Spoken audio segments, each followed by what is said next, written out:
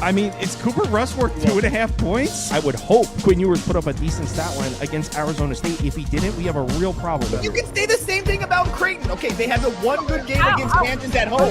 When Toast talks about the kicking market, it's like some earth is flat shit. Andy, true or false, this is going to be a dog walking. Dog walking. This is my dog walking of the day. I think it's going to be very ugly. Dog walking. I think this is going to be ugly. Hey, get this sword. What's up, everybody? Happy Sunday morning to you all. Hope you all had a good Saturday. I did not. This tournament has not treated me well so far, although I will say my biggest bet of the day was Nebraska, so that certainly softened the blow. Man, TCU, I went upstairs. It couldn't have been 4 minutes. I went upstairs. It was 42-44. TCU was playing them tough. The game looked just about how I expected it to look. I couldn't have been upstairs 4 minutes, and I came back down. They were down 18. I don't even know what happened. I still don't even know what happened in that little 4-minute gap. But yeah, I lost the Pelicans bet. That was just heartbreaking as well. But yeah, Nebraska softened the blow a little bit, but I guess Toast is the star of the show today. Did High Point put you at 7-0? You swept the board, right? Yeah, I swept the board 7-0. So dead clock's right twice a day, guys. Texas was the big one. Texas was the one that I needed. I got a lot of shit for that one from the family and everybody in the Pacific Northwest. So that one felt good to go through the hope for sure. Who gave you shit for it? My dad, my sister, my uncle. Oh, just guys, just people who are lacking ball knowledge and don't get good numbers and just don't understand the market like I do. Oh yeah, it's okay. Well, AKA Gonzaga fan. So Trevor, we haven't heard from you. So what happened out there? Wisconsin. I was coming on to talk Brewers baseball. I thought this was a baseball season preview show. I didn't know I was getting ambushed with this Wisconsin shit. No, I mean, that was just inexcusable, man. What were we up 10? And then all of a sudden just couldn't hit a shot. And of course we were the only seed to get upset. Like it's poetry. Like, I don't know what else. They did not play good. The defense was the defense, but they couldn't hit shots when they needed to, and they gave up their run. Martin was unreal. I mean, Aquino was really good, too. It's tough. We got marched, but unfortunately, we were the only team that marched. We got at least you're not saying they got reffed. So no, we did what they normally do. When they don't hit threes, they don't know how to score then, and neither do they play defense. So bad combination. Spoon, how was your day today? Not great. 1 and 2. Nothing crazy, but move on to the next day. All right. And the next day, indeed, we've got 8 games on the board. I've got a bet in 3 of them, but there's a couple others I like. This is one that I really don't know what to think about. I don't have a bet in this game, and I was not really considering a bet in this game. So I'm going to open it up to the floor. Miami, Purdue. Does anybody on the panel have a bet in this game? Because I know Toast doesn't. Damn. I don't, but I really want to play Miami. Like, Purdue's looked really good, but Miami under Jai Lucas, they've got great guard play. They're banging down low. They got the physicality. I mean, Oscar Clough is kind of soft. I mean, that guy, he's played better lately, but overall the season he hasn't been super dominant like we thought he would be coming in here. Miami's got a ton of athletes. They're very athletic. 7.5 feels too much. Like, Purdue, I think, wins this game, and I think they win this game by like 5 points. I think this is a tight game. Like, Miami's playing really good. They can shoot. They can defend. They can get to the rack and shoot free throw. I don't see where Purdue is 7.5 points better than this team. I know they're playing really well right now, but Miami's really damn good themselves. They played really, really well this year. And they've got a group of dudes on that team that can hoop and beat anybody. So I like Miami with the 7.5. I think it's worth a little bit of a money line sprinkle as well. So, by the way, a couple people asked. Jacob's coming on later for those. Like, we're going to go through NBA, and then I'll run through some college games. So for those of you that are asking, Spoon, Trevor didn't sound like he took it yet, but he's leaning towards Miami at 7.5. I don't know. If you put a gun to my head and asked me to say a number, I would probably say 7.5 sounds about correct to me. What do you think? I like Miami here, but I mean, I don't really feel like I have any edge with this number. I think to play Miami, I would need like 9. If you look at some of the sharp offshores, they already have 8s. So I would be surprised to see this all 7.5s tomorrow. You will see 8.5s. I don't think at that number I move on Miami either. And to get on Purdue, I'd probably need like 5. I do think Purdue wins this game. I have Miami going on in a couple of my brackets, but this is going to be a tough game for them. As much as I've disrespected Purdue this year, they do have a pretty good roster coming into this matchup. I think this is going to be a tough game for Miami. I could see them falling out of it. That's why I'm not going to bet it. Yeah, it seems like the market is finally showing Miami some respect because I was playing on Miami. I won some bets on Miami. I played them in that big Virginia game. They were catching 7.5 on the road at Virginia. They were just catching 7.5 against Virginia, 3.5 against Virginia in the ACC tournament. So Miami was constantly underpriced, and we were betting on them. But now 7.5 on a neutral from Purdue. It seems like they've kind of bumped Miami up a couple points. In my opinion, this is probably about where they should be priced. Toast, what do you think? 7.5. Do you agree with these guys? I don't agree with them as far as the side. I would lay with Purdue, but I don't think there's a big edge here. But I think that you're asking a lot out of this. First of all, this Miami team who, I mean, just offensively, or well, Miami defensively, but looking at the Purdue offense, I mean, this Purdue offense is going to be by far the best offense they have seen in a all year by far. And the best offense they have seen is Louisville and BYU. And they lost that game, the BYU game by 10. And they split with Louisville. I think it is what it is. And then as far as on the other side, defensively, all of Miami's losses are against teams that can play defensively in that top 25 range. And Purdue's in that like 30-ish range or wherever it is. I can't remember. I didn't write it down. And if I just feel like we're getting a Purdue team that's finally playing the best basketball they've played all year. They absolutely ran through the Big Ten tournament, and obviously they ran through Queens, but I think that we're kind of underestimating how well this team is playing because they were kind of bad down the stretch to end the conference season. But like I said, they were slaughtering teams in the Big Ten tournament. And I know that the 6-point win versus UCLA isn't anything spectacular, but I mean, that was a 60 possession game. I mean, they were really slowing down the pace. So and then another 8-point win against Michigan. So I just feel like we're getting Purdue playing their best basketball of the year right now. Like I said in this beginning, I think that Purdue kind of makes a run here. I'm not going to bet it, but it would only be Purdue.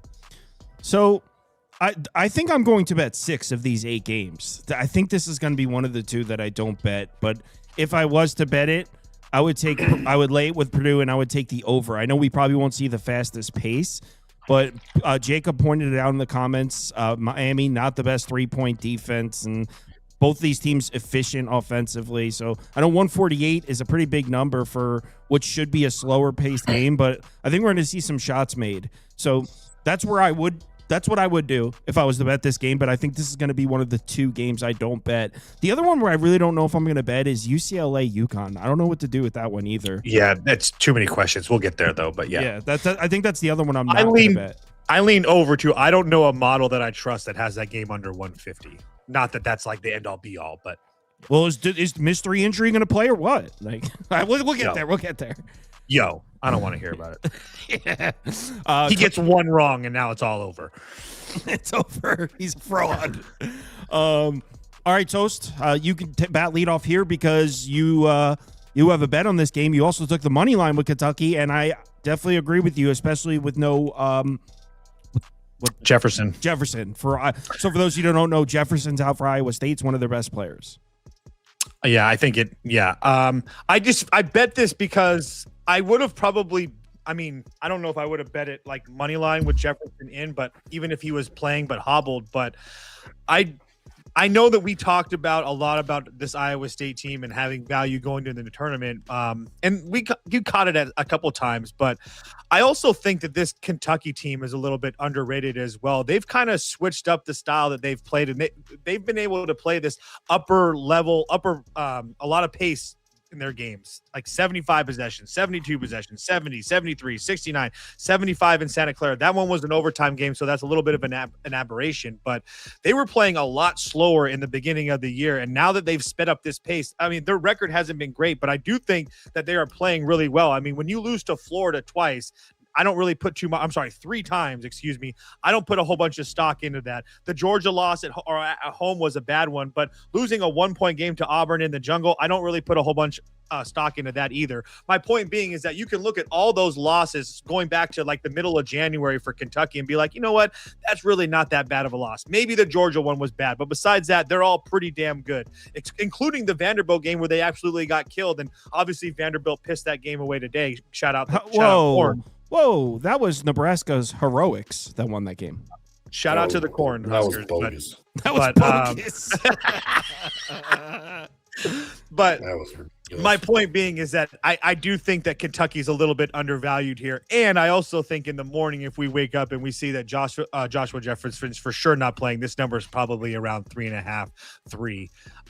Yeah, I bet Kentucky plus 5.5, and I also bet them on the money line. I just felt, even with Jefferson in there, I thought this game should be max 4.5. So, yeah.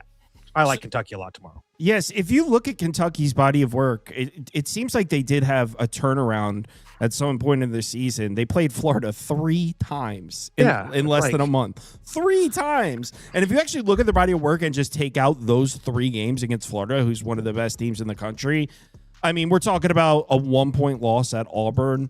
They went into Arkansas and beat the Hogs. The body of work looks pretty impressive if you look at it and just say, oh, shit, 3 of these games are against Florida.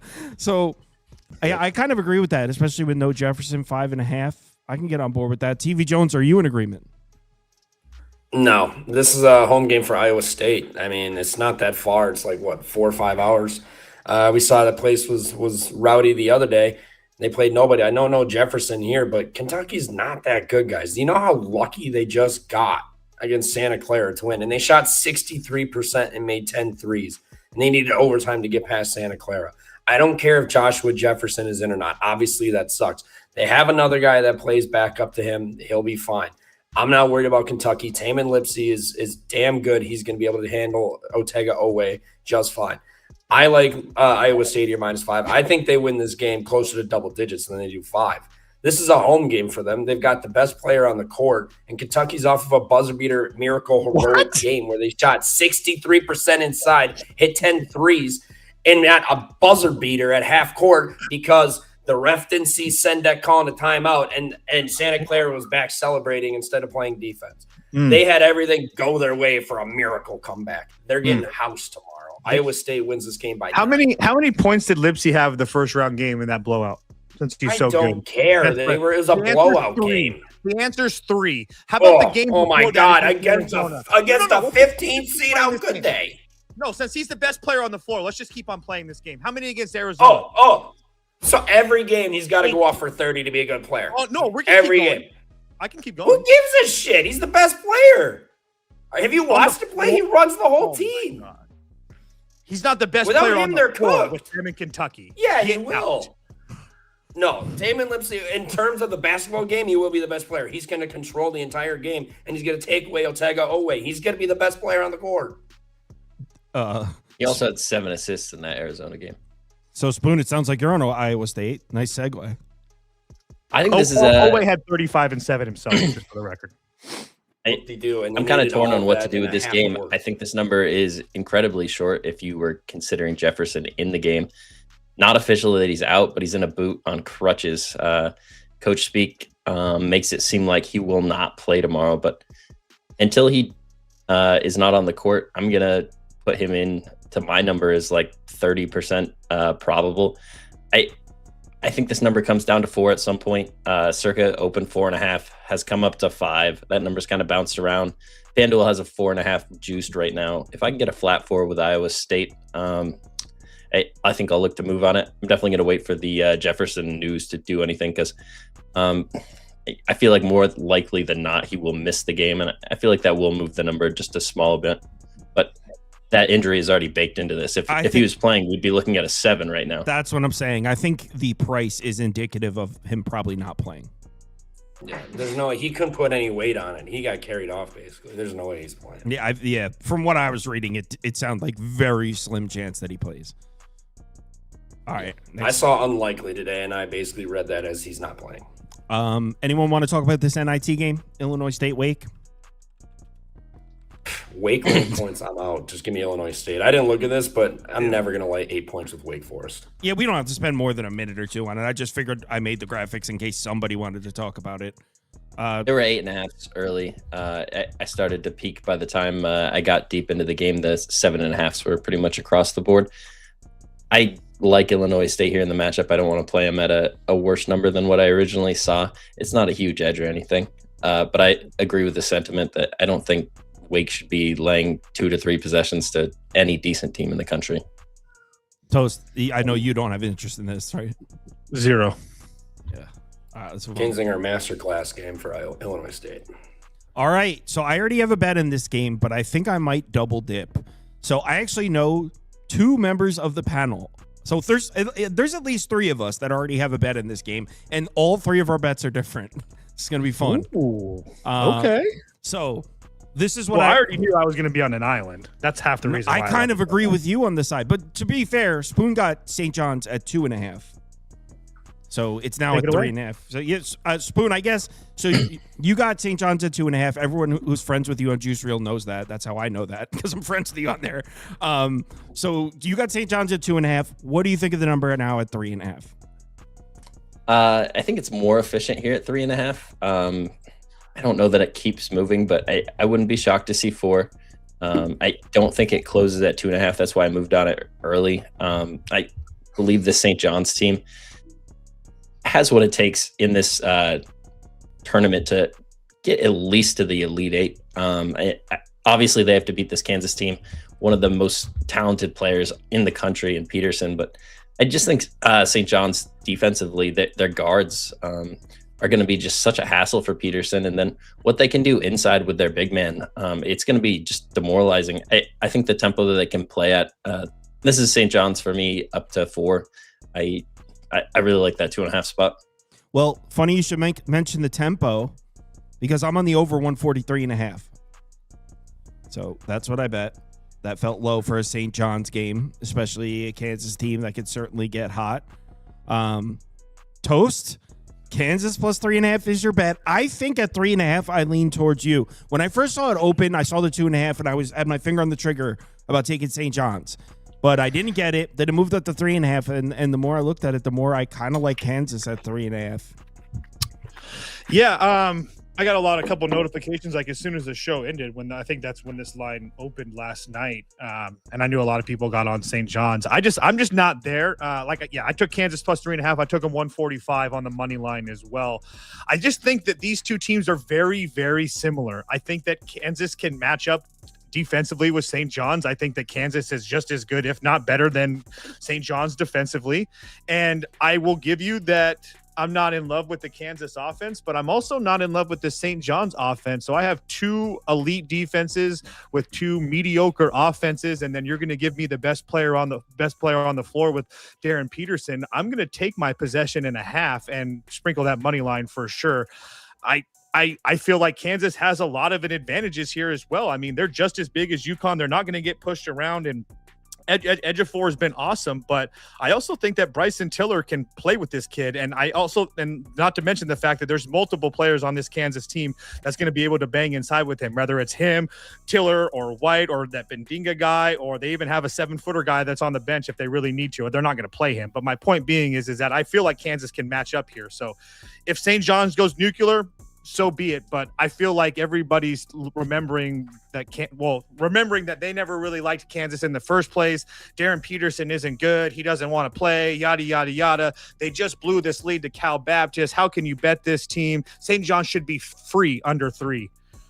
I don't think so. I think Kansas wins this game tomorrow and shocks the world. And remember, everybody remembers how good of a coach Bill Self really is.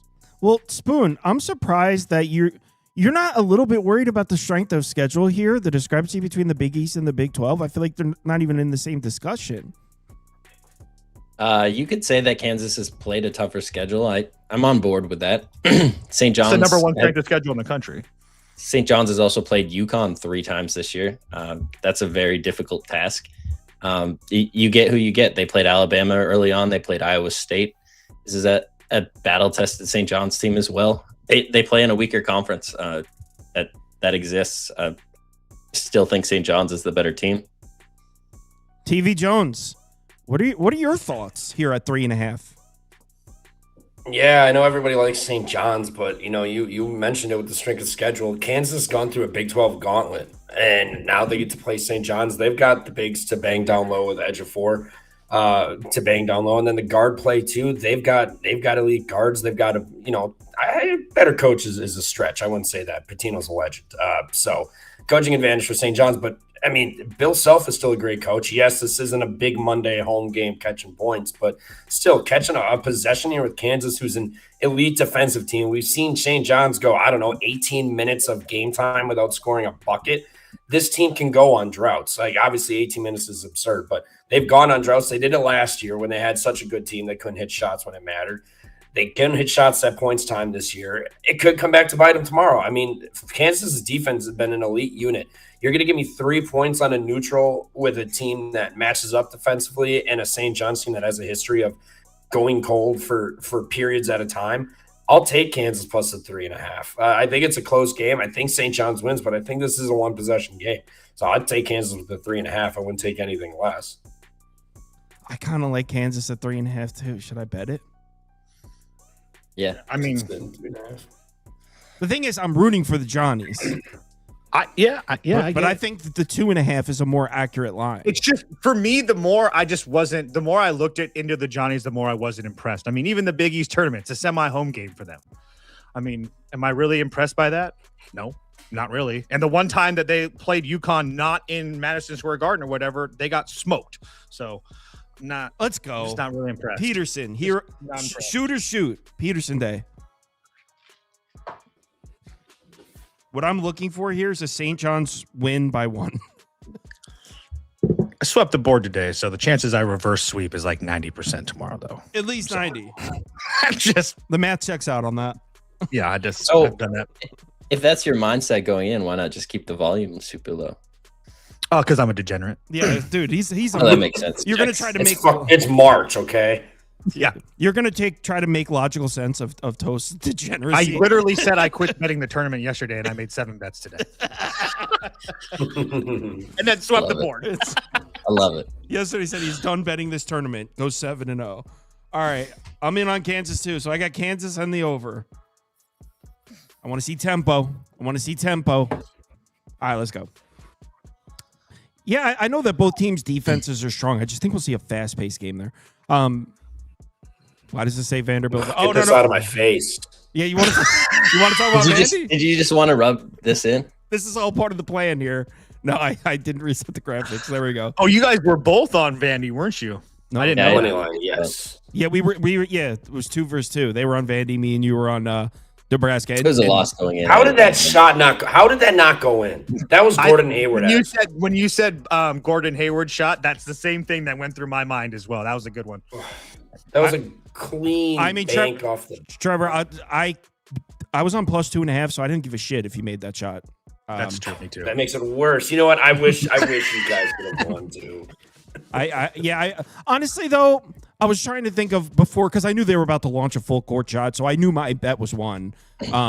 At that point, I was trying to decide like who I'd rather see advance. I think either team would have been fun to see in the next round because at that point, you're once your bet's won, you're just like, who do I want to see keep playing? That Nebraska team's pretty magical. They'll be fun to watch in the 16.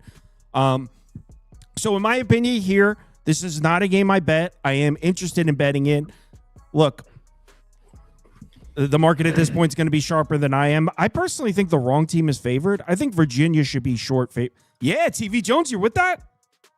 Well, dude, I got Virginia in the Final Four and Elite Eight in all my brackets. What? I think this Virginia team is really good. They've got elite rim protection. They've got elite guard play, and they've got Ryan Odom, he's the magic maker with UMBC. I was really surprised at the game they played the other day. I really thought if someone was going to show up and not overlook somebody in the first round, it would be the guy who beat a 1 seed as a 16. I was wrong. Wright State came to play. Shout out them. That was a hell of a game. But, yeah, I like Virginia here. Yes, I know Tennessee is good. They're long. They're athletic. They got Nick Amens, yada, yada, yada. I don't care. I love this Virginia team. What, did he get hurt the other day? I mean, yeah. I missed that part if he got hurt. Is he 100%? I mean, didn't he play He actually got hurt? Didn't he play like 15? Or he's like already halfway. I mean, he's not 100%. He played like 15 minutes. Did he not? Played 20 minutes. He played 20 minutes. 0 points, 0 for 2. Yeah, I was gonna say. So he's not the same player right now. Regardless, even if it was then, I still liked Virginia. Ryan Odom, and then the elite rim protection they have. Tennessee is not they can shoot the three, but they're not a high volume three and get their points from three. They like to go downhill and attack you. And Virginia's center, I forget his name, but he's got he averages multiple blocks a game. I think he had like 12 or something in like the ACC tournament. He's elite. He kept Duke in check also. I think they can do that against Tennessee here. I think they bounce back after a very poor performance against Wright State. I like Wright State.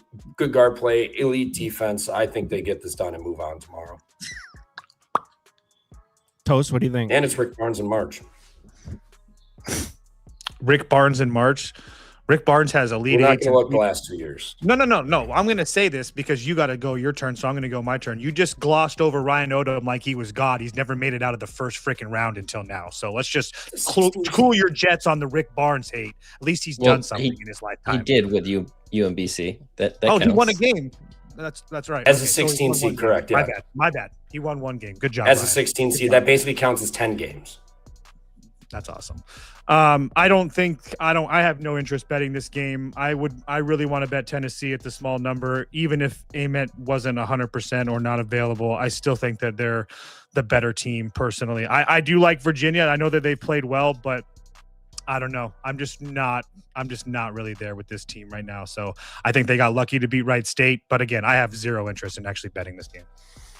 Spoon, what do you think about this line? Tennessee is short favorite. You agree with that? I think Ament will definitely play. I don't think I agree with that. I think Virginia should be favored in this game, or at least a 110 pick 'em. I don't think it should be Tennessee favored here at this point. Let's go. I'll bet this. Let's go. So if you look at Ament, like he's been dealing with this injury for a little bit. He's not going to miss this tournament. He's going to play in all of these games. They're going to have to pull him off the court. So that means you're playing with probably your most impactful player on the court at 80%, maybe 75%. That's a significant issue. I think Virginia is a very good team.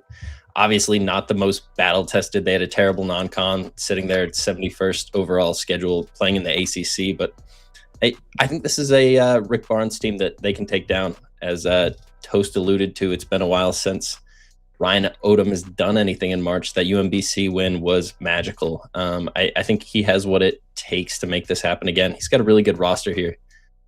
Malik Thomas, very impressive player. All right. I just bet it, by the way. I'm in. Let's go. Cavs up. What'd you get? Plus 1.5, minus 110. I got 103 money line. Traded. Yeah, they're not giving us Virginia plus money. I was looking for it.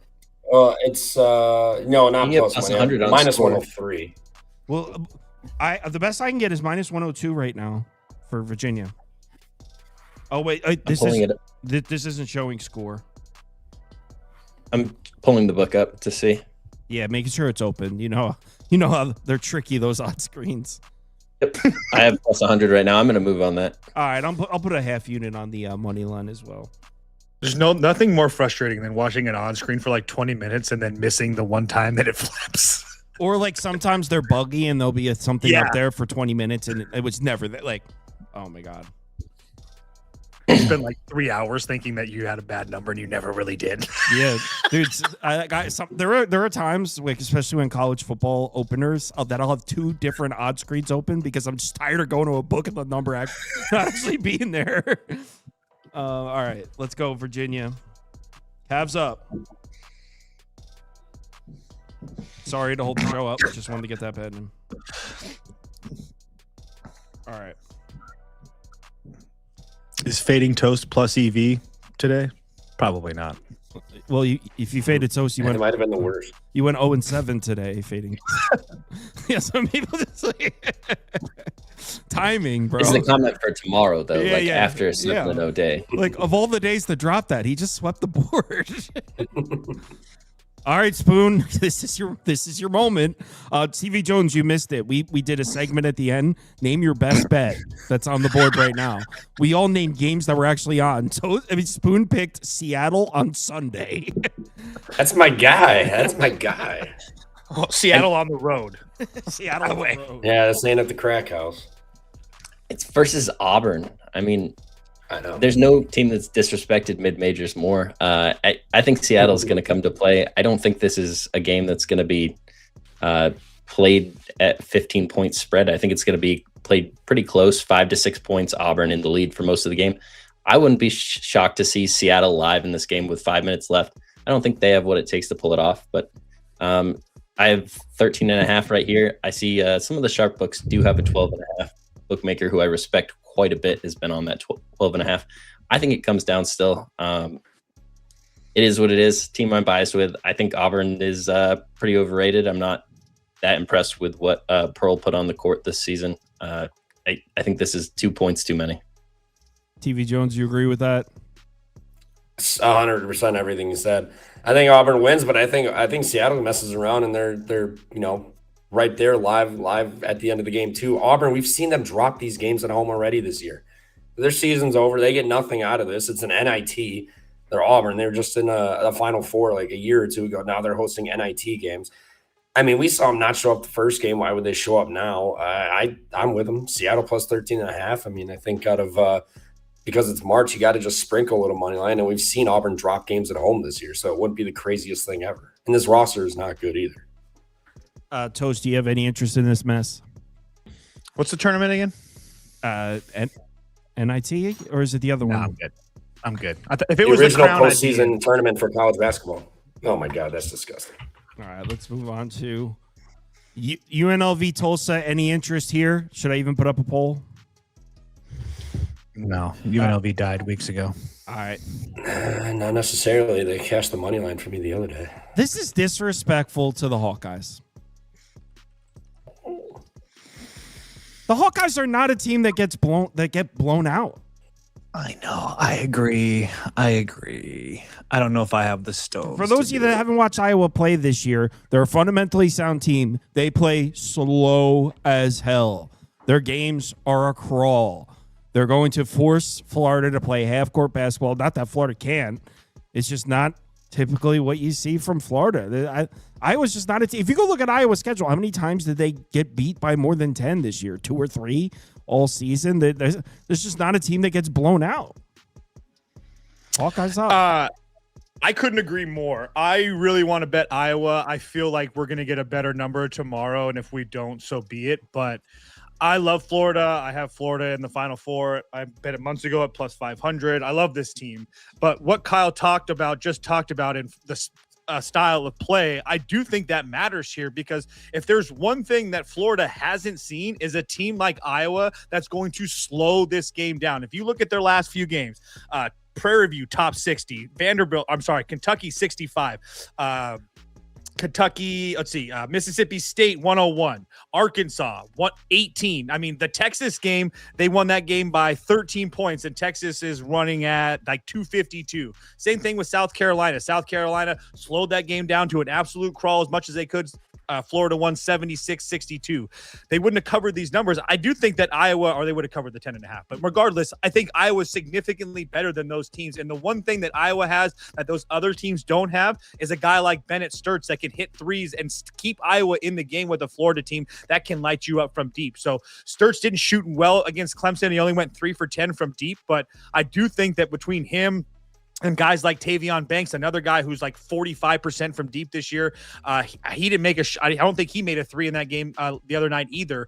My point being is that I do think that Iowa is going to make some shots in this game. And if they're able to keep this game down in the, under like 65 possessions or so, I think that they can cover this number. So I'm hoping to get hopefully like a 12 or at least an 11.5. But I do think that Iowa can stay in this game. Like I said, I haven't bet it yet, but I really, really want to.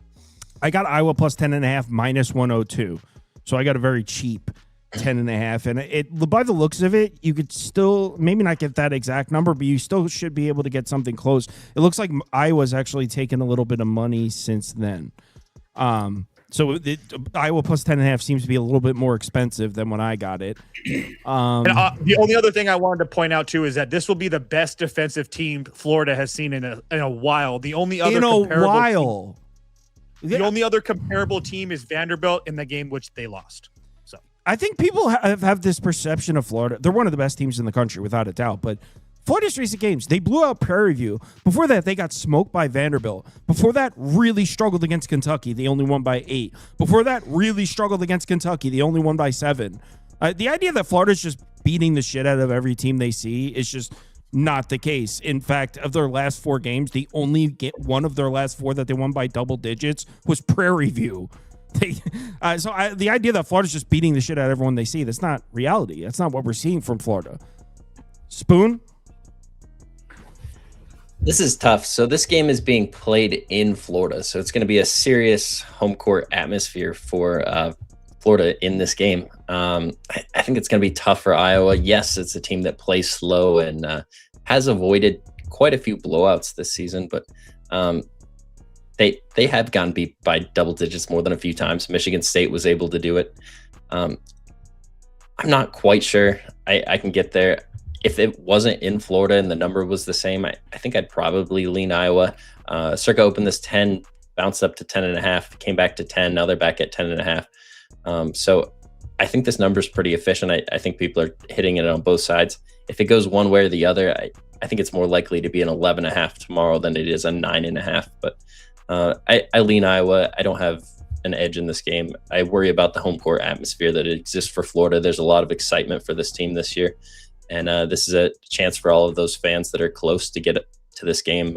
It's going to be packed with their fans. Man, fuck them fans. Hawkeyes outright. TV Jones. Hell no. This is Florida. I've already bet this. This is Florida by like 15 plus. I mean, the interior wise for Florida is already going to be way too much. Condon and Chinyalu, way too much for Iowa. They got Figueroa. He's more of he likes to step out and shoot threes. He's kind of soft. And then Manyanwu, whatever his name is, he's more like a power forward style. He'll be all right, but they're going to have 3 bigs that are going to rotate in and out. They'll just beat the hell out of those guys the whole game, dominating the glass. Yes, Florida is kind of suspect with the threes at points, but Iowa, they do play slow, and then they're not going to get rebounds in this one. This is a low total. I think it goes under, but I think it's because Florida just suffocates them. I think they get them in the chokehold, and it's just they just suffocate them to death slowly. I think Florida wins this game convincingly. I've already bet it. I'm not worried. Xavier Lee, I know he's been up and down, but he'll pop up tomorrow. And Iowa's just going to struggle to score. It's going to be the interior that's really going to take away everything for them. And if they're not going to hit all their threes, they're screwed. So I'm on Florida already. I think they kill them. That's a response. And it's a home game. No, it's not, bro. It's in Tampa. You think Florida fans are not going to be? They were there for the Prairie View game. They're showing up. I also think make it the most boring fans game. that just want Florida to lose as well. Not everyone in Florida likes the Gators. Especially in Tampa. It'll still be 80%. Ask Miami fans and Knowles fans what they think of the Gators. Yeah, ask UCF fans. Ask them, Trevor. Or USF. Ask them.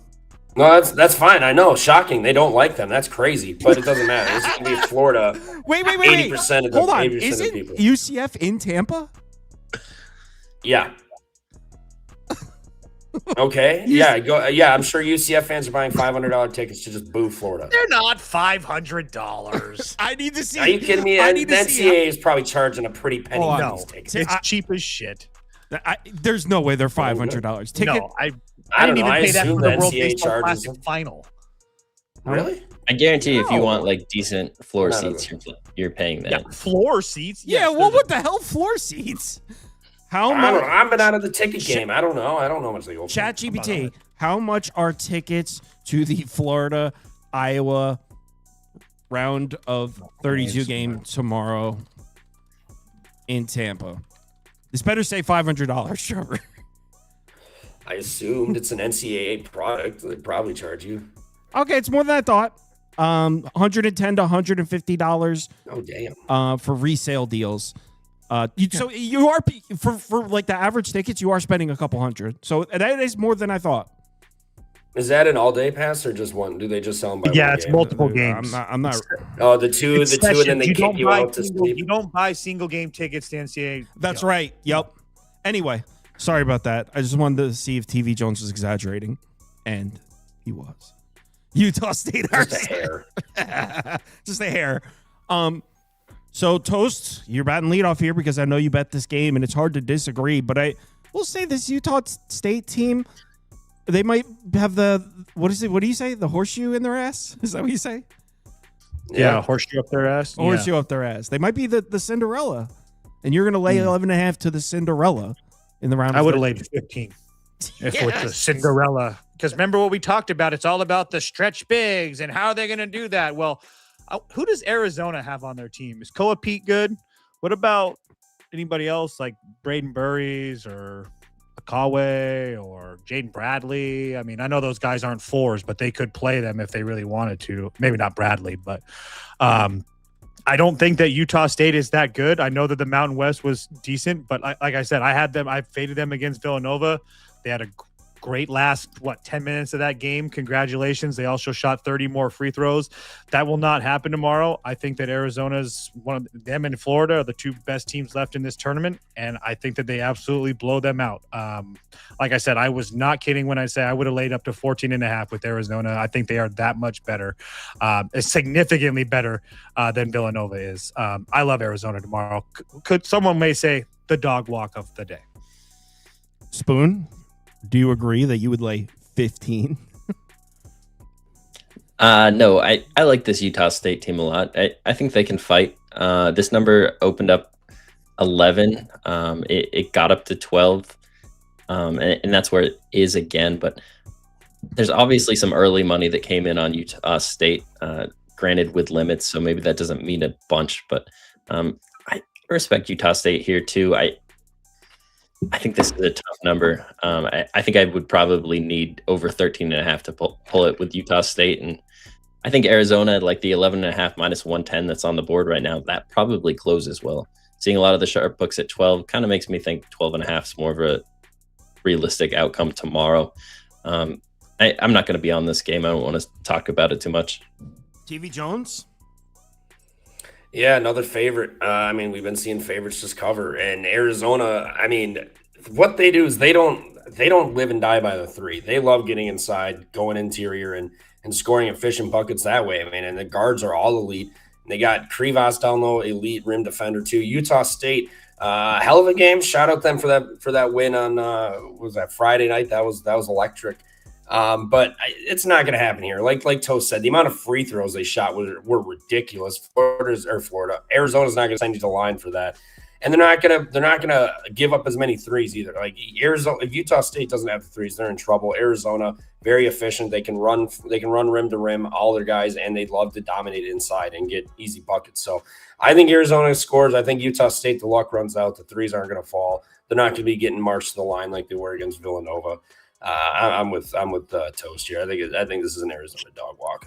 The only other thing that I wanted to add too is that the size for Arizona is something that Utah State hasn't seen in a long time. Villanova, San Diego State, UNLV, Nevada, New Mexico, Grand Canyon. None of those teams, maybe Grand Canyon's a taller team, but almost all those teams aren't even close to like the top 100 in height. Arizona's one of the biggest teams in basketball. I love Arizona tomorrow. I don't know. I'm not trying to fade the Cinderella. They're not Cinderellas. They beat Villanova on the West Coast with 30 extra free throws. Aren't they the last remaining Cinderella? No, the Texas Longhorns, baby. No, there's You can't call an SEC team with Sean Miller. Yeah, what are you? No, Cinderella. That's not a Cinderella. Hook 'em, baby. Right now, the Utah State Aggies are the highest remaining seed. That means the Cinderella. Okay. That'll be Cinderella can wear her blouse for another 12 hours. Their NIL. Cinderella was Arkansas last year too. To half the other teams left. George Washington, New Mexico. Any interest? Oh man, G-Dub ripped my hearts out the other night. We don't have to talk. I don't know. It would probably just be New Mexico at the pit. I mean, I'll lay with the pit, but I'm not no bet. All right, let's just move on. Wichita State, Oklahoma State. Wichita. I literally put these in here just in case. We could go right to UCLA, UConn. You're good. I wouldn't lay points with Oklahoma State. That's like a Wake Forest situation again. In that last game, real quick, I think that number is like 2 points shorter than where I thought it would open. George Washington's been a really tough team. They played well on the road in some great home environments, but the Pitt in New Mexico, I thought they were going to demand a full 3 possessions open. I was kind of wondering if New Mexico was dealing with injuries or something that I was unaware of. I might get there with George Washington. I was hoping the number would be bigger than it is, but I think they'll keep that game within a possession. So the George Washington game, not the Oklahoma State game. Okay, I misunderstood which one you were talking about. But all right, let's just move on to UCLA UConn. Awesome game. There's obviously some trickery going on in terms of injury reports. Some false information was given out on this show. So there's talk that there was collusion that went down on this network. That false information was given out to move the line. I had no part in it, and I'm not confirming or denying it went down. But there's allegations. So I'll just address these allegations right now. I stand by my sources. He wasn't the only person that was pissed off by that. Multiple people that are trusted on Twitter called it a phantom benching or phantom missing of a game, whatever you want to call it. I also got a text the next day from my uncle, from the person that said, I give tens of thousands to that fucking school. I don't understand how I can't get this information. So I don't think you're supposed to air that out, dude. I want into this. I'm not saying names. Well, I'm just saying that there was a lot of pissed off people that Mr. Thibodeau didn't play. So that's all I'm going to say. I will continue to trust my sources, and we'll go from there. Okay. I didn't see that show, but you guys thought he would play? I would have bet my son on that. We had an inside source, Trevor. We had an inside source. My uncle, apparently not as reliable as my Georgetown source. Maybe not, but he doesn't get things wrong like that very often. So I'll take my chances. Fair. Shout out UCF though. What a game. So here we are. Holy shit. Does your source have any input on whether or not he's playing in this one? Nothing has changed, so we'll see what happens. What does that mean? Yes or no? I'm just saying he said nothing has changed, so I don't know. I don't know. All right, I'm just saying. Like I'm not. I can't pretend like he's saying something else. But again, he wouldn't. He doesn't just say those types of things. So it is what it is. Spoon 4.5. I think the number is about right and is a reflection of how UCLA has played down the stretch in the Big Ten tournament in the first round. That final score is not an indication of how that game went. UCLA dominated that game. They should have won by 10 to 12, not 4. So I think the number is a reflection of how UCLA has played recently. When it comes down the stretch in the final minutes of the game, wouldn't you rather have Donovan Dent than Carbas or yes. I feel like in the final minutes of the game, UCLA has the playmakers and UConn doesn't, even though UConn's the better team. Wow, we're polling almost 70% UCLA. I know, dude. That's why I'm like, I think everybody's down on UConn. I mean, I don't know. I haven't bet this game, so I'm not going to bet it until I see an injury report and to see if Thibodeau's in. But if Thibodeau's in, I probably bet UCLA as long as I get over 3.5. I'm sorry. 70% of the people were taking UCLA. The poll was UCLA or Utah State. So I typed the poll incorrectly. Oh, okay. So I don't know what that tells you, but 70% of the people watching prefer UCLA over Utah State. So that's good to know. National champion. Utah State is the alarming part for me there. So we know where the action's coming in if we see that potential matchup. TV Jones, bat leadoff here. Yeah, I'm torn on this one. I really like UConn. Yes, they did not look good against Furman. Furman played the game of their life. Shout out them. You know, UConn even said it after, like, we weren't prepared for that. What the hell was that? Like they snuck out of there. So they really got tested. UCLA, yes, no Bilodeau, whatever. I don't care if he plays or not. I think UConn gets this done. Yes, Donovan Dent has been really, really good. UConn's got great guards too. Like, I think Donovan Dent will be the best guard in the game. Like, I don't think that's a hot take, but no Bilodeau for UCLA. And if he does play, he's going to be banged up. Mick Cronin screaming. I think UConn just overall is the better team. I know this line feels short. It's a little nerving, but I think that's a little bit like Kyle said. You got the UCLA's played really good down the stretch. UConn's look shaky, but also if Bilodeau comes in, then that's kind of right where it should be. I think he's not going to play. I mean, why? He sprained his knee or ACL or whatever like 2 weeks ago, a week and a half ago. Why would he play? I don't think he's playing this weekend. I like UConn minus the 4.5. I know Mick Cronin has gone on a run in March, but I think Hurley's the better coach. I think they have the better roster, and I think Donovan Dent can do a whole bunch, but I don't think he's going to be able to do everything and get them this win. I like Connecticut minus the 4.5 here. It's chalky, but what have we seen basically this entire tournament is just chalk. So I don't disagree. Can I make one thing really clear? Is that Thibodeau wanted to play, and it was a coach's decision that he felt that he looked stiff and he couldn't play. So whatever anybody's reading, it doesn't really matter. It's a matter of how he looks tomorrow, if it's a matter if he's going to play or not. There's no structural damage to his knee. All the imaging came back fine. It's a matter of how he looks to Cronin. I just want to make that very clear to everybody. And that's in there in papers and everything like that. That's not me making something up. That's not inside sources. That's out there for everybody to know. So Spoon, I agree with a lot of what TV Jones is saying. 4.5 is short, and maybe a little bit of recency bias cooked into this number. But I still think the fact remains that in the last 2 minutes of the game, I'd rather have UCLA's roster. Maybe for the other 38 minutes of the game, I'd rather have UConn's roster. But in my opinion, the most important 2 minutes, I'd rather have the ball in Donovan Dent's hands than anyone else on the court. And I feel like at this time of year, that means something. What do you think, Spoon? So we've talked a lot about UCLA's injuries so far, but there's also some injuries on the other side. Starting guard Demery there for UConn, their starting point guard is dealing with injury, missed the last game completely. So that's still up in the air. He's listed as questionable. They're also supposed to be getting Jalen Stewart back. He was questionable in the last game, questionable in this game. Hasn't played for a good chunk of the season, but he's expected to make his return in this tournament.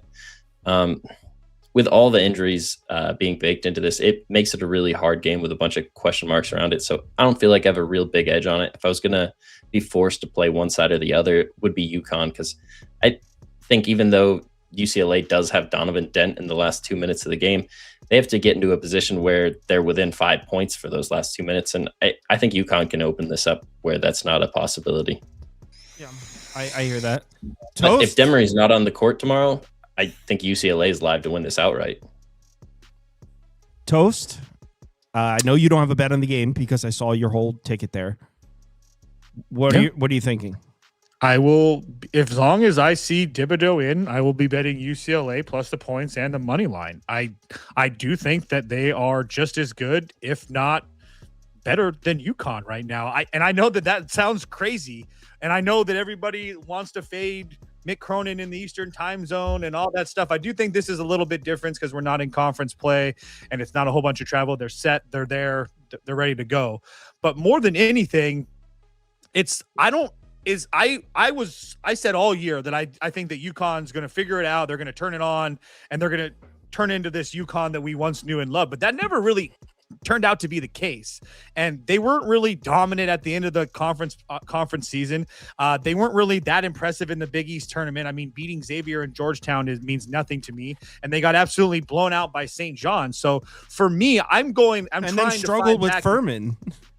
Yeah. I'm going back through UConn's game, and I'm trying to find games that they looked really, really impressive. And the last St. John's games at home, obviously that was a good one. The Villanova game was somewhat decent, but I mean, how much do we put into Villanova compared to UCLA? I think if Villanova and UCLA on a neutral, I lay 2.5 or 3 with Villanova. Or I'm sorry, with UCLA.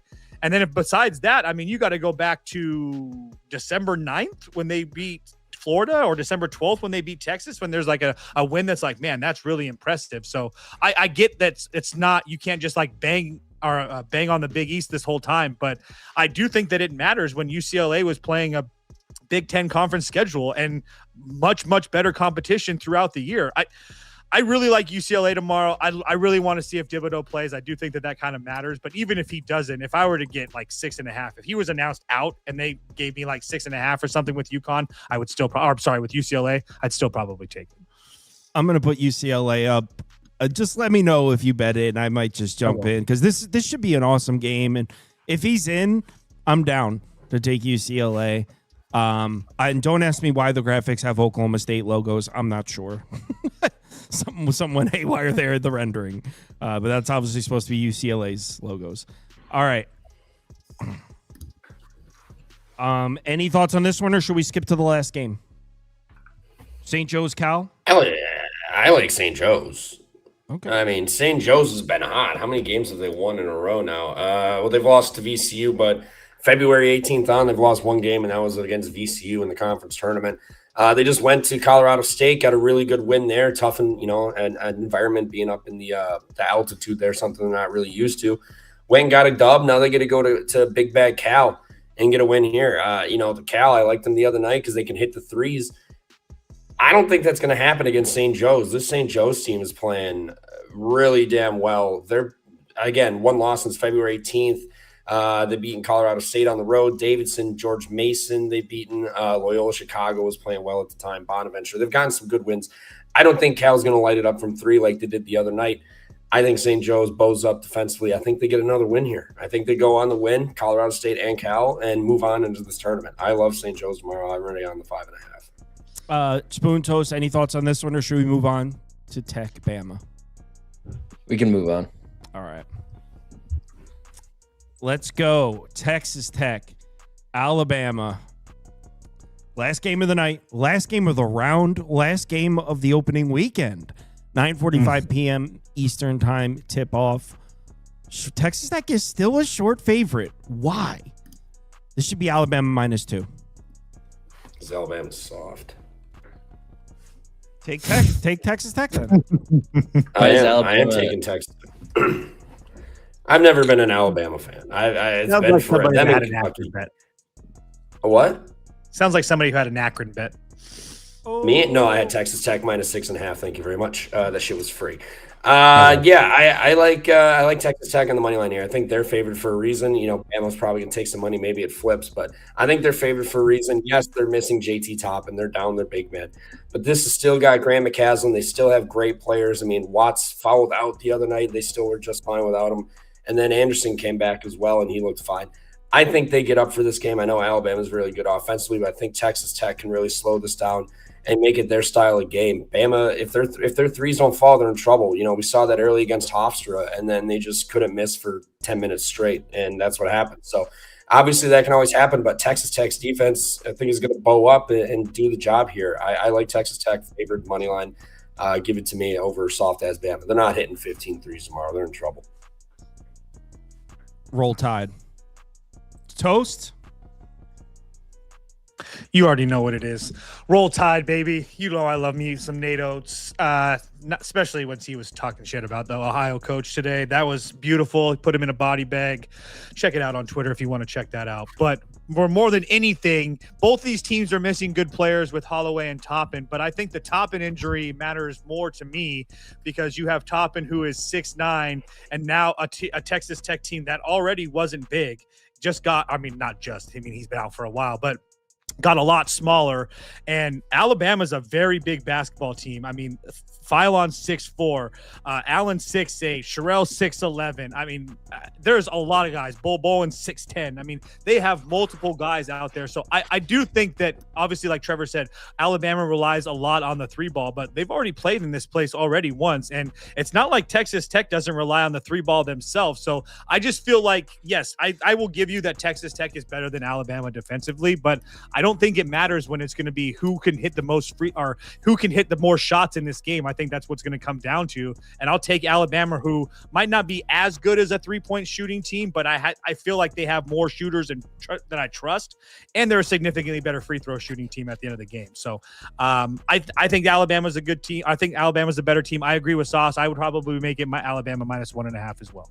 Are we forgetting that, Texas Tech beat Akron in the first round? Are we forgetting that they lost the 3 games before that? What are we doing? Why is Texas Tech favored? Because they're going to win the game. Spoon, tell them the wrong team is favored. No, he's a McCaslin. What are we talking about? This is Texas Tech money line. That's a bad pick. It's on Juice Reel. I want to say I have -110. It appears to be a good pick with the market agreeing with me so far. What you guys didn't even talk about Alabama's best player not being in the last time they were. So the last time they were in a game that was even close to a pick'em that they played without him, they lost outright as 4.5-point dogs, or as 4.5-point favorites. So I think Alabama's going to have their work cut out for them. This is a very tough defense. I know JT Toppin's not going to walk on that court, but you still have 7 guys for Texas Tech that are able to play the entire game together. I think this is a Texas Tech by 3.5 kind of game. I thought this number would have opened up with them being more of a favorite, especially with the recent Bama news. And as far as the Miami coach getting put in a body bag, like there's been actual research done with all of the different teams that he submitted his schedule to. So you can go and do that research if you want to look at it. I read all those you can look at all the Power 4 schools that said no. Yeah, because you haven't looked at jack shit about that toast. No, I've read all the articles, dude. You don't think that I've had to hear about this with Gonzaga for 20 years? Let's be real. Let's be real. And it's not just 8 Oats. Painter put him in a body bag as well. So it's multiple. Painter said he scheduled good teams. Painter does that every year. That's what he said. Miami's not a good team. They have one good year. That doesn't mean that they get to be. Painter understands the net very well. There's a reason they're top 4 seed every single year. Right. And there's a reason that Miami, Ohio is not, because they had one good year. All right. They're in the MAC. Exactly. Why? How do you expect them to be a top 4 seed every year? How did this conversation get to Miami of Ohio? Actually, I don't even want to know. A jab for no reason in the middle of that. I believe that. Well, it made my day. All right. I'm going to bring scientists on. Going to run through the college games again, and then we'll talk about NBA. Gentlemen, enjoy your night. Take it easy. Later. Jacob, where are you at? Oh, I didn't send him the invite. That's why he's not here. Send you the invite now. All right. So we'll just rip through it quick, and he'll be the only one talking. Should I have run polls again? Yeah, sure.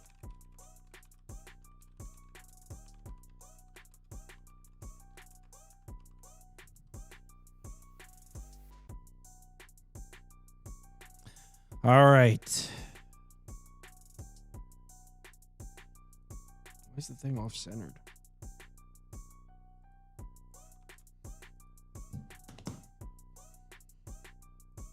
I don't know where Jacob's at, actually, now that I'm thinking he might not be here. I might have just made you guys false promises. He said he was coming. Wasn't he in the chat? Wasn't he in the chat before?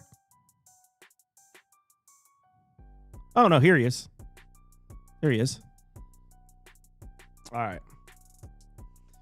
All right, so this will be kind of wrap. Actually, first off, how was your day today? I ended up just over 1.6 units. I'm kind of mad at myself because I decided to be the degenerate and bet every damn game because it's March, and I decided to bet Illinois' team total over, and they ended at 76. And I bet Arkansas, even though I love High Point, and took their money line against Wisconsin. That is a good team. Yeah, High Point's good. High Point has everything that I love backing in a team in March. Good guard play, and they can shoot threes. Yeah. So. That was impressive, too. Arkansas, Acuff was going off. Didn't matter. High Point went punch for punch with them. That was impressive. Who's the guy that dropped 30 on High Point? That dude's a stud. It's kind of like I love backing these like mid-majors with really good guard play. They always cover like Cal Baptist. Yep. Like, where's Mississippi State at? Yeah. All right. So this will be kind of rapid fire because we already talked about these games. But yeah. Miami, Purdue. I like the over in the game. The one thing I never trust is Purdue's defense. You saw them even in the first round. They put up 100 points on Queens. Granted, we said Queens' defense is literally one of the worst in college basketball. Purdue's defense, if we look back, I mean, let's not remember their defense isn't great either. They're the best offense in college basketball. I think they'll be able to score. I think Miami will match it. I kind of lean Miami on the points, to be honest, but I think the game would go over. Circa has it at like 148. I got a 146.5 at -110. So I moved on that when I saw it. Yeah, well, I agree. I said Purdue or over when I said, so I agree on the over also. All right. Next game up is we'll just go through the big ones. Kentucky, Iowa State. So obviously, looks like Jefferson's not going to play. We're assuming he's not going to play. I think the line is kind of a reflection of him not playing. What do you think of this new number, 5.5? Yeah, you're right. This is totally a reflection. You probably see a 7 if he was playing. I think it's a discount on Iowa State. I don't really see an edge, so I didn't bet the game, but I personally would have taken Iowa State with the points. I just think their offense is way better. Again, it's the next man up mentality for me. Like, as a player, I don't even know if he's really worth 2.5 points. Like, maybe he should be worth 1.5 points. I don't have a good gauge on that, so I just stayed off the game completely. I would take Iowa State. Yeah, but Kentucky's playing on a different level, and I feel like they're kind of still getting priced like the I do like their late strength of schedule thing too. Like, they have played an absolute gauntlet this They year. played Florida 3 times in the last month, and I feel like they're still getting priced like the late January Kentucky team, and this team is slightly different.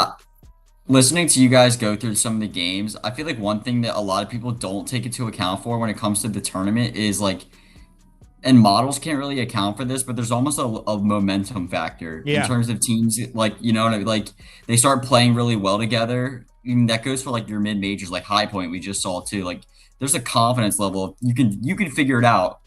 When we get to the Alabama game, I think that's a team that's kind of figuring the news. They're kind of rallying around that, and they're a team that's kind of figuring out right now in March. So, and then in a lot of times those 2 rounds, they're in the same gym the very next game. So if you just had a hot shooting night in that same gym, then you're right back in the same gym 40 hours later.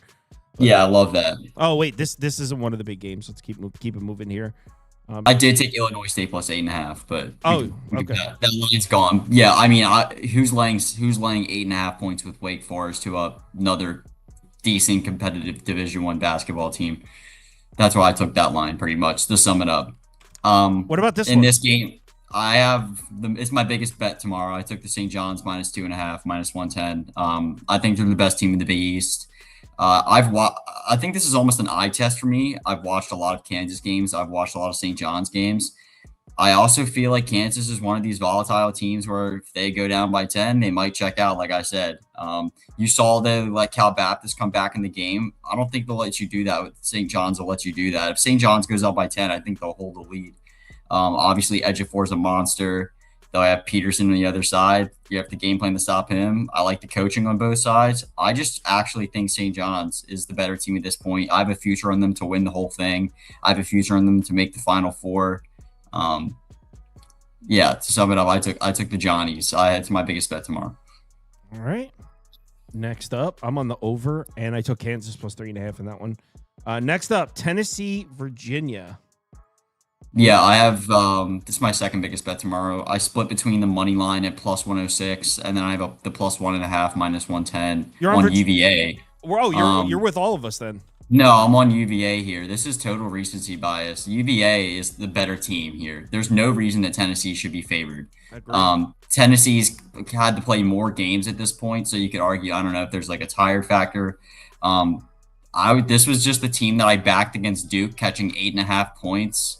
Now they're playing Tennessee. Duke's the number 1 team here. They're catching points. They maybe because they didn't look good versus Wright State. Like, okay, I feel like a lot of those mid-majors get up for some of those games and they look decent. We've seen that a bunch. I don't think I think UVA should be -1 here. So I hope we see a line flip tomorrow. Yeah, I'm on UVA too. Same thing. I got the money line at plus 100 and plus 1.5. So I'm on Virginia 2 ways also. All right. I also bet Seattle with Spoon, by the way. Who's laying 14? You bet that? Who's laying 14? I got a 14 minus 110. I don't know who's Auburn in the tournament. Seattle was getting slapped around by the likes of Pacific on the road this year. I know. That team away from the crack house is not very good. Iowa, Florida. Hawkeyes up. I totally 110% would take Iowa here. I have a future in Florida to win it all. I think they're an amazing basketball team. But 10.5 points with Iowa, who's good. I took the under 146.5 at minus 120 in this game. If Iowa's going to cover here, they're going to play at damn near the slowest pace ever. And I love the point you made. Look at the defenses that Florida's faced in the last 5 games. This is going to be a smack in the face. they just got to play Prairie View and put up 100 points, and now 2 days later you got to play Iowa. What are we doing here? Like, Florida's defense is obviously great. They can probably hold Iowa down too. I've been leaning under in a lot of these games. Serious question. Yeah. I have their schedule open. Serious question, and this is pull up their schedule. When's the last time Florida played a defense as good as Iowa? I mean, Kentucky has a good defense. I don't even know if they're as good as Iowa. Other than that, they're playing in like Texas, plays in shootouts, Arkansas shootouts, Ole Miss, Mississippi. I mean, South Carolina, Kentucky. They've had to play Kentucky 3 times. So I would take Iowa's defense over Kentucky. I would take Kentucky's offense. So as far as Kentucky is the 28th defense in KenPom. You got Iowa at 30. So like they've had to play Kentucky the 3 times they played Kentucky, pretty much. Other than that, I mean, it's been a minute since. But look at the scores of the Kentucky games: 71-63, 84-77. They got 92-83 the first time, but like clearly, I think this line's in. You're in a 146 for an Iowa game. That's crazy. Just because Florida's on the other side. Like, someone said, why are we not getting plus money with Iowa? They're 10.5 point under. 10.5 point dogs. They're definitely going to be plus money on the money line. You can get they're plus 490 at Circa. Maybe I didn't understand his question, but yeah, you can get like plus 500 on that. It's pretty plus money. Utah State, Arizona, toast like Arizona here. I took Arizona -11, -110 when it opened. You guys all knew I just literally bet Utah State against Villanova. And sadly, I love Villanova, but I just didn't think it was a good spot for them to go out on the West Coast and play. I also didn't think they were that good of a basketball team to match up against Utah State. I do really like Utah State. I did say I think they were like pretty much with. I think them and St. John's are kind of playing with a chip on their shoulder. Both of them were kind of underseeded in the tournament, I feel like. But this is going to be a huge step up in class from playing Villanova. They got to shoot like 1 billion free throws. I love the point that Trevor made there. They're not going to shoot 1 billion free throws tomorrow. And they shot the ball terribly from deep when they did play Villanova. And for any big dog to cover a spread like this, like they're going to have to be hitting their threes. And the biggest thing, Toast mentioned it, I don't want to belabor the point, is the size advantage is just unbelievable. Like Arizona's going to get whatever they want down low. It's going to be this defense versus what they just saw. The 1 seeds you saw today, we were all on TCU, and this could be a TCU game, you know. Utah State's in it close, halftime, and then all of a sudden Arizona opens it up. So I took Arizona lane points. You got an 11 flat? I got a flat 11 at open. Man, I'm good there. I can get 11.5 right now. I would go. I really like Utah State. I just think it's kind of a bad spot for them. It's just a bad matchup. And I didn't bet. I would take I'm not betting it. This is and I would take I took under 139.5 in this game. All the injury news. UCLA UConn you took under? I took under 139.5. Okay. It's gone now. All the injury news looming, I feel like only works in my favor depending on who's in and who's out. The biggest thing for me in this game is the pace of play of both of these teams is extremely slow. I feel like both of these teams are going to, especially with all their injuries going on right now, I feel like both of these teams are going to value all of their possessions. And they're going to be obviously like, not only is it like a pace, a different pace that they're going to see, but they're also going to see both the teams have a great defense. Personally, at the 3.5 when it opened, I kind of wanted to take UConn, but I have a personal bias. I hate UConn. Honestly, I think UCLA is playing really, really good right now. And if you get 4.5 points with UCLA, you could put me up for UCLA. I would take UCLA. I'd sprinkle the money line too. Let's go. Spoon was calling me crazy when I was texting Spoon. I was like, I don't know, because I was texting him about the opening number, and I kind of wanted to take UCLA, and it sounded like Spoon was leaning toward UConn. He was trying to talk me off of it. I just hate UConn. I was with you. I think I would rather have UCLA's team. Like, I feel like these teams don't separate that much. UCLA is playing really, really good right now. Yeah. And if both of their players are in, I might double down, and I might take the points. Also, the under going way down obviously favors the dog. Yeah, I mean, and then they're a kind of a short dog, but yes, I agree with you. Yeah, I mean, it favors the 4. It's still like the total's already low enough. So, here I took Alabama. Let's go. I mean, Alabama should be favored here. So like, I think I Discord messaged you or something. So DraftKings opened up Alabama as 2.5-point dogs, but every other book opened up Alabama as a favorite. And now you've seen this line flip to where Alabama's a dog. Why? And Texas, and I don't understand. Is it because Alabama, the whole news thing going on, right? I honestly, truly believe that all the players just rally around that, right? Like, oh my God, our team, everyone hates us right now. We got some drug addict on our team. Like, it's the next, for me in this tournament, it's the next man up mentality. Like, clearly they scored 90 points against Hofstra. It's Hofstra, I know. But Alabama, let's not take a look back. I love what you said. This is complete recency bias. Texas Tech lost 3 games prior to this. And they had to freaking play, what is it? They got to play freaking Akron. Okay, Akron shit the bed there. They lost by 20. We were all in Akron. What is the difference between like them playing Akron and Alabama playing freaking Hofstra? The way after this is the way I look at it, and you're probably going to agree. So after Toppin got hurt, they had that little like get up spot, and then they fell off. And the way they looked down the stretch there, I had the Texas Tech without Toppin graded about the same as TCU.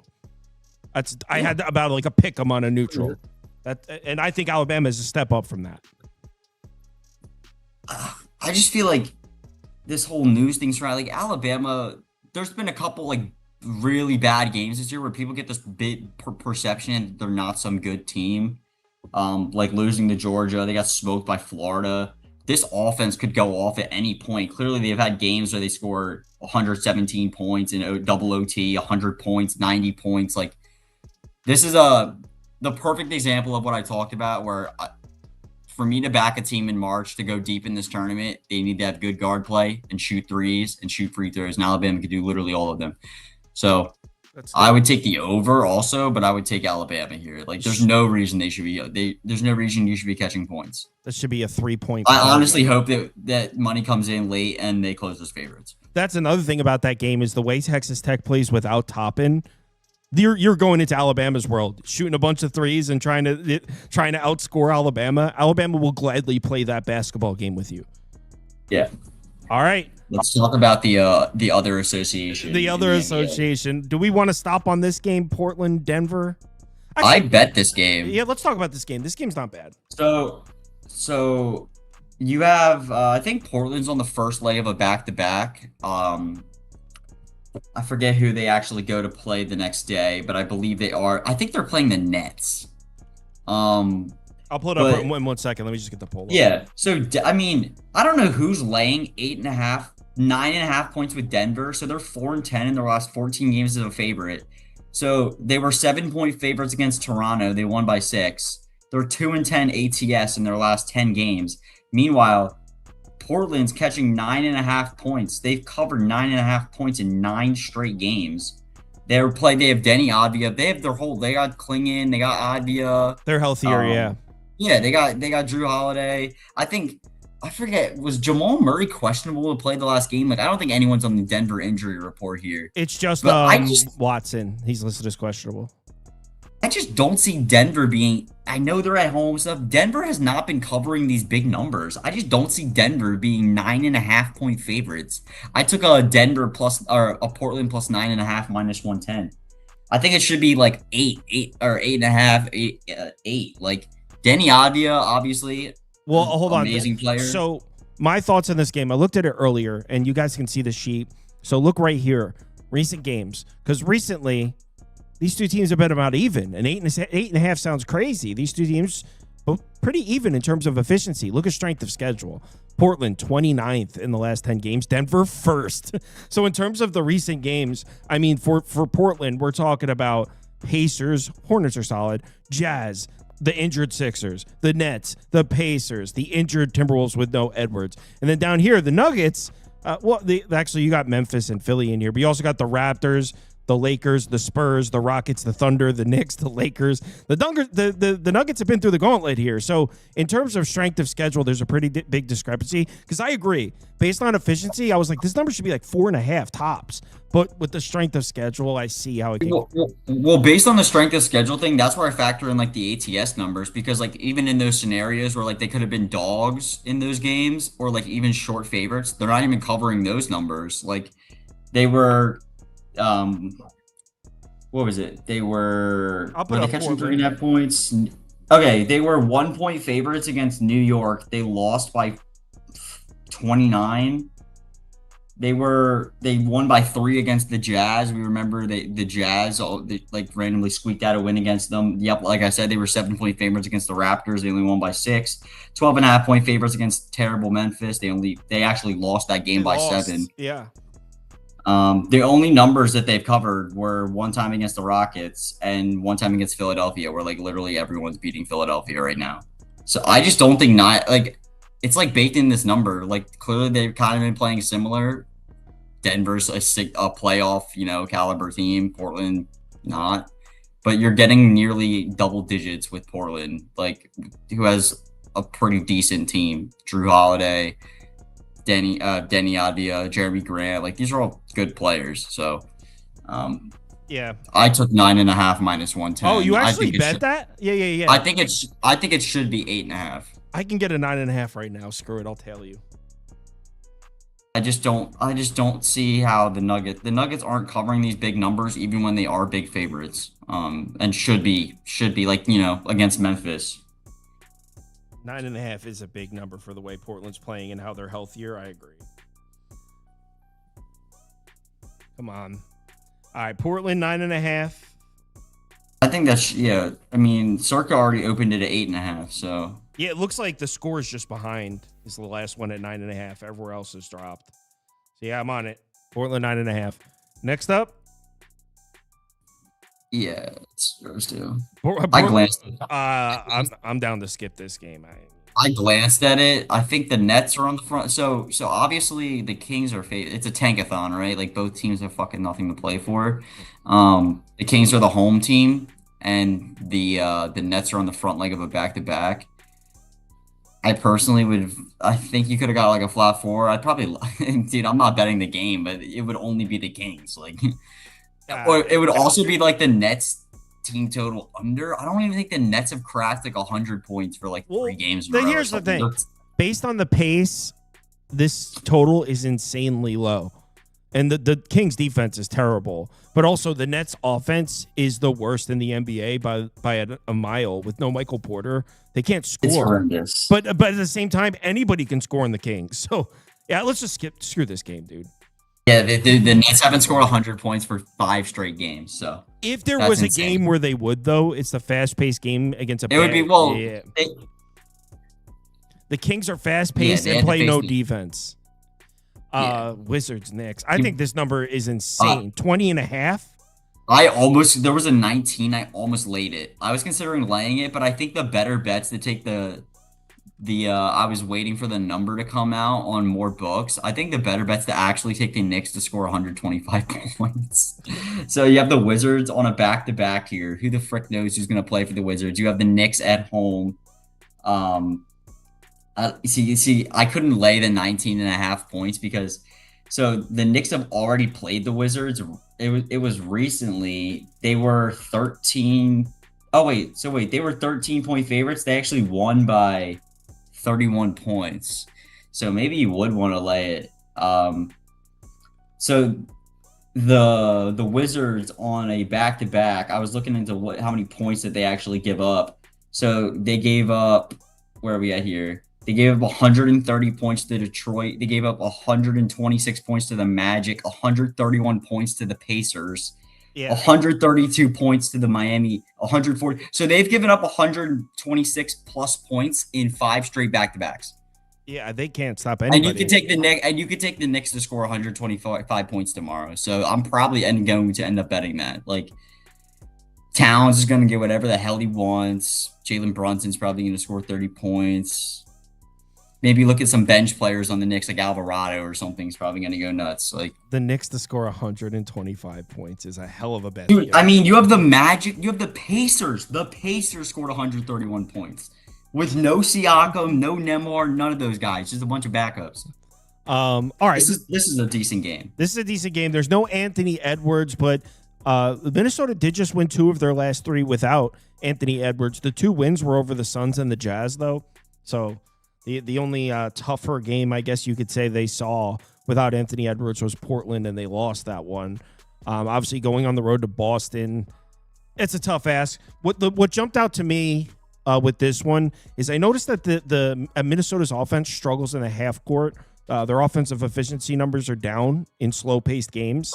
Boston is the slowest team in the NBA. They're literally 30th in pace. So that's what I looked at. How do the Timberwolves function in slower-paced games? Their offense isn't as good in slower-paced games. But I don't know out of those numbers if they're most of those games probably include Anthony Edwards. So I don't know if those same sort of splits apply without Anthony Edwards. I do think 9's a little big, especially with a 219.5 total. What do you think here? I was kind of leaning under in this game. Obviously, you don't have Anthony Edwards. That's not the only reason I would take this bet.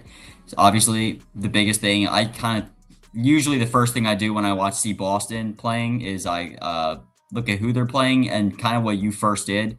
You look at how they play slow-paced teams because we know that's what Boston wants to do. They want to get in the half court, run their offense. They're going to play at the slowest damn pace.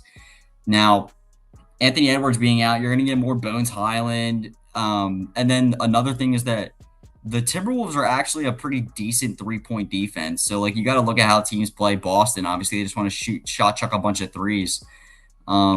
Minnesota's always been a pretty decent offense there. I kind of lean under in that way. Like, you're not going to get Ant-Man out there trying to score 40. You're going to get a better defender off the bench from Highland.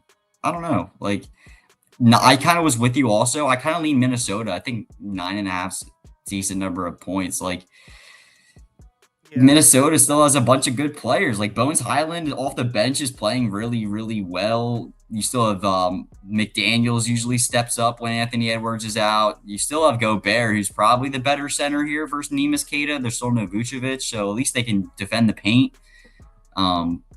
Under for me and Minnesota, but I'm not probably betting anything in this game. I'm definitely not betting anything. It would only be Minnesota for me. I think the number's a little too big. It'll be, like you said, a slow-paced game. I bet you Minnesota sets the offense up.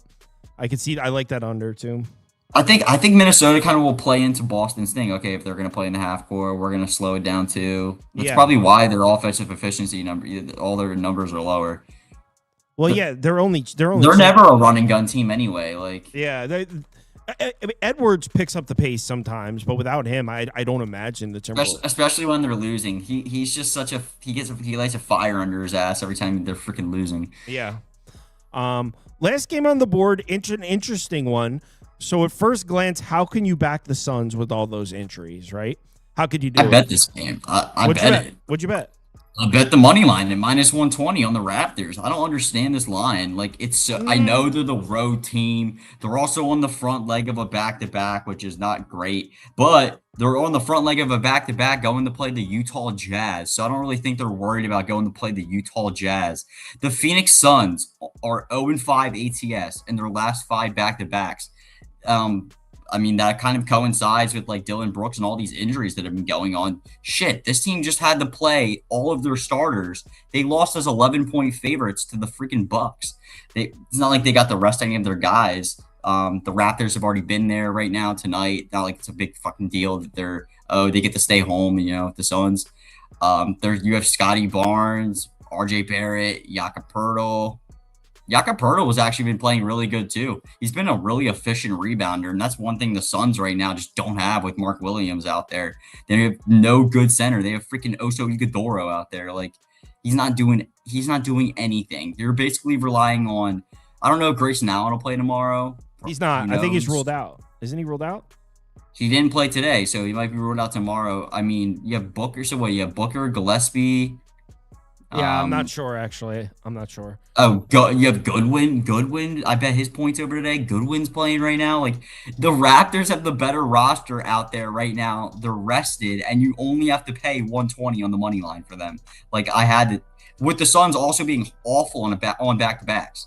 So I had to take the money line at 120. Yeah, I mean, it's hard to argue with all that, and it's also hard to argue with fading the Suns with their current injury report. Not only are they dealing with injuries, but they just finished the game. That game probably just finished while we were talking against the Bucks. But what I saw that really scares me is the Raptors have been complete piss in games against slow-paced teams. They're 4-11 in their last 15 games against slow-paced teams, 4-11 against the spread. They did beat the Suns recently, but that game, the Suns were also on a back-to-back in that game. Well, the Suns are on a back-to-back again in this one, coincidentally. But that game was also at home in Toronto.